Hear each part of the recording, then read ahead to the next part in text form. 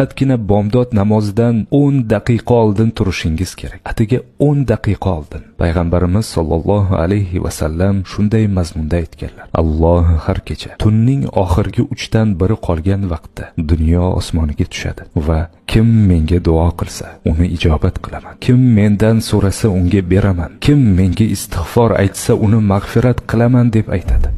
Va ushbu kechaning so'nggi 3-qismini bomdod namozi boshlanishidan 10 daqiqa oldindan ham topishingiz mumkin.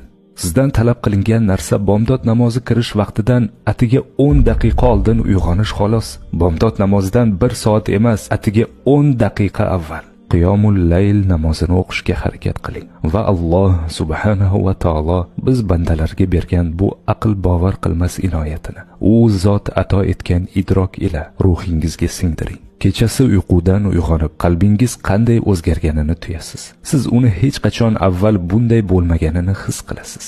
Shuningdek, hozirda aksariyat inson islomni faqat bajarilishi kerak bo'lgan majburiy qoidalar to'plami deb biladi. Biz islom dinining ma'naviy qismini yo'qotmoqdamiz.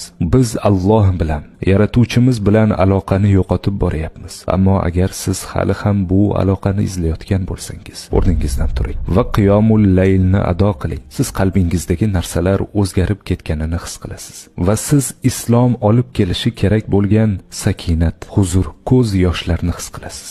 Kechaning oxirgi 3-qismida turing. Hech bo'lmaganda 10 daqiqa avval turing. Likey